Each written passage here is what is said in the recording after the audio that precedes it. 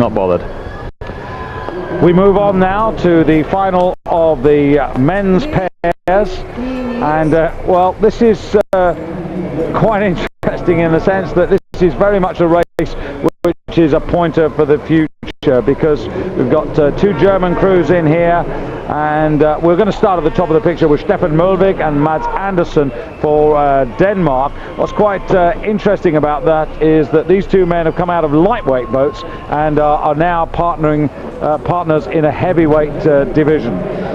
Toby Kuhn in the bow there on the right of the German pair. Sitting in front of him, Jan Herzog, who's in for Jan Westphalen, who last year that partnership actually was 16th in the men's pair for Germany, so they're obviously hoping to improve.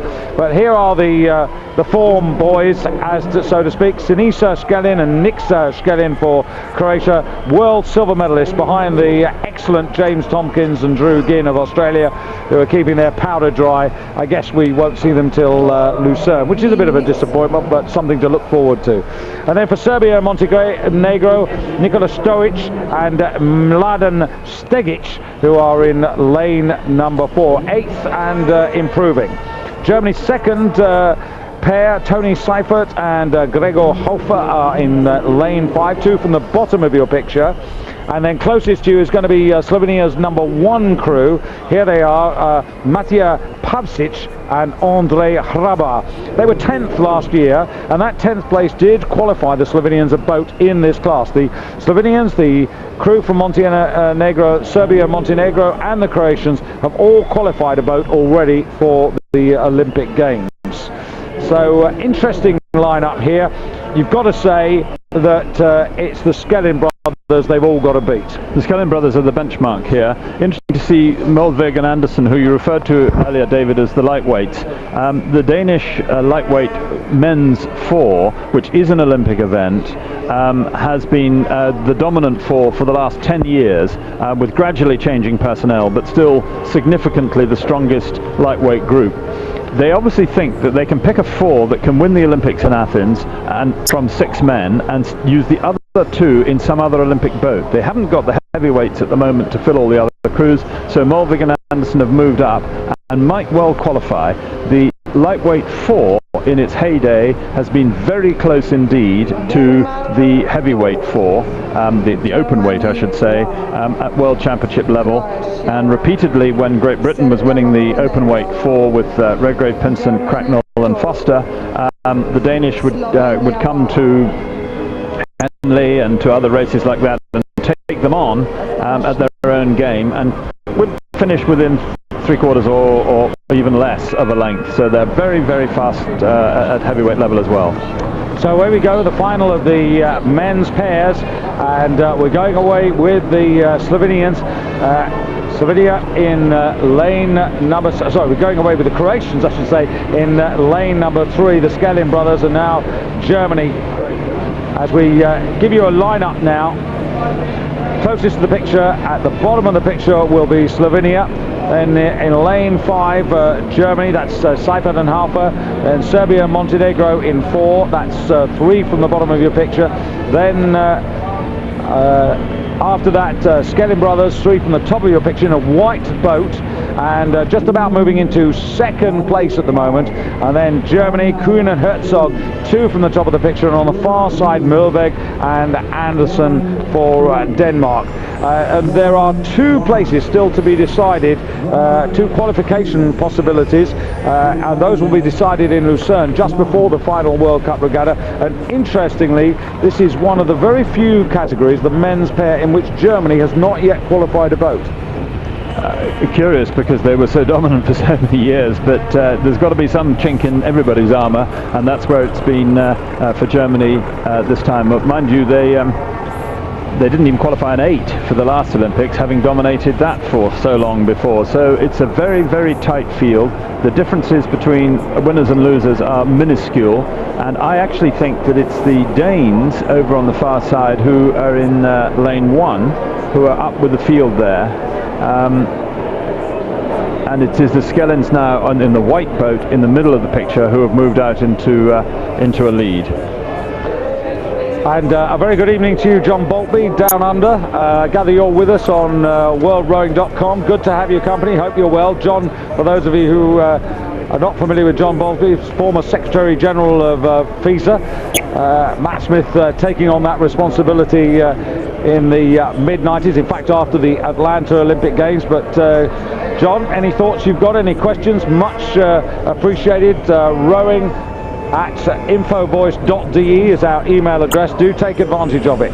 Anyway, let's focus on the race now, and it is the Skellin brothers really who are stamping their class on this race. By a quarter of a length of open water, with the rest of the pairs all very level. Now, this is curiously early in the season. This is what a World Championship field looks like, with 4 or 5 bow balls all within a very few feet of each other. And in this instance, the Skellins have got out in front, but nevertheless, it's a very close pack for something going on so early in the season as this. And Sinisa, who's sitting in the bow of that Croatian pair that you can see now, of course, an Olympic bronze medalist with the Croatian 8 in Sydney. Fantastic performance behind the British 8, of course, who we're hoping, Hugh, will certainly make the final and medal. But more of that to come later. We're through 1,000 meters now, and it's, to me, the graphic there is not correct at the moment. I would ignore that on the bottom of your screen if you can see it, because it's clearly the Croatians who've got the advantage. It may be raining further down the course, and they may not be able to see right across, but that's complete nonsense, that set of numbers, and they've taken it off the screen. Nixa, who's the younger, he's 25 years of age, sitting on the left there. Brother Sinisa, 29, and just in second place, I can tell you now, it's the partnership from Serbia and Montenegro, Nikola Stojic and Mladen Stegic. So in a sense, the neighbours are at the moment in charge of this race. And this partnership that was 8th, in other words, didn't make the final.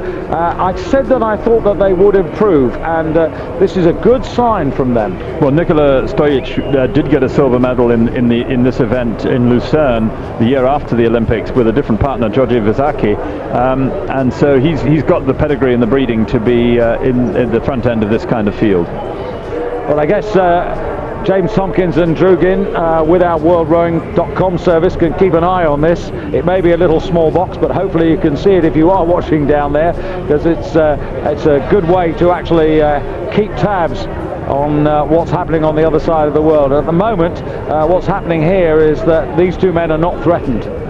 Not remotely. I mean, they haven't got Australia, and they haven't got the British pair, who would be probably would be right up there in this final, although maybe not so fast as Pinsent and Cracknell or Pinsent and Redgrave in their heyday. Nor have they got South Africa, who are coming up to Europe later on in the season. Yeah, that's Donovan Ketch and Ramon Di Clemente. And also just news on Rick Dunn and Toby Garbutt. If you haven't caught up the word, Rick Dunn just a little under the weather, but hopefully they'll be back for Munich. There's no point in coming here if you're not going to learn something and do well, and if you're struggling with illness, it's a pointless exercise, and sensible of them to stay away. The Skellins there being put under a little bit of pressure by Serbia-Montenegro, and they've closed from a quarter of a length or more of open water, and the Skellins now have the rate of stroking up at 39 strokes to the minute. So as they enter the last 250 meters, they're just coming to the 250 meter mark, the Skellins are having to push on a bit just to make sure they keep Serbia-Montenegro in their place. But I think they will do just that. They've got enough, I think, enough to go through the gears here if they have to. Stojic now at 42 strokes to the minute, so this is serious stuff for this early in the season, really testing out their change of pace and their boat speed. And yes, the Skellins have held on, and in fact will cross with a little bit of open water to spare, but they took a real push to do that, and it won't have been easy. Well pressed by Serbia-Montenegro. And it is just about a length as they come up to the line, and the Skellin brothers, in fact, about 3/4 of a length over Serbia and Montenegro, and coming home in third place, Germany. This is the first of their two boats. That's Kuhn and Herzog in third place, ahead of Mulvik and Anderson. Mads Andersen, who won a gold medal in the lightweight men's pair last year. Stefan Mulvig, who won a gold in the men's lightweight 4, and they finish in I'll just confirm that they finish in 4th place. Then Slovenia, a little disappointing from Pavsic and Hraba, and Germany's second duo in 6th place. That's Seifert and Haufer. I think for Denmark, a position 8 seconds off the leaders, the Skellin brothers, who, as I said earlier, are the benchmark in Europe for this event. That is actually quite a satisfactory result, and might give them hope that they could squeeze in a qualifying place and go, even though they're lightweights, to the Olympics. It has been done before. Before lightweights were introduced as a separate category back in 1992 in Barcelona. Stephen Hawkins and Peter Anthony, lightweight double scullers from Australia, took the Olympic championship. So you can move up, but it's hard work.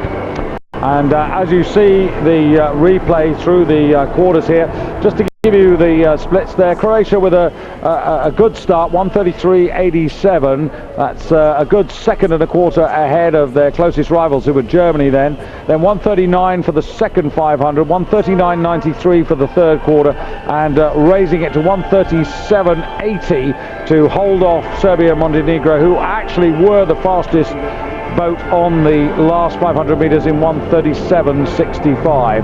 But workmanlike, and I think they'll be pleased with that. They look as if they're pleased with it. They should be. Oh, I think so. I mean, you don't come here to lose, and if you've got that kind of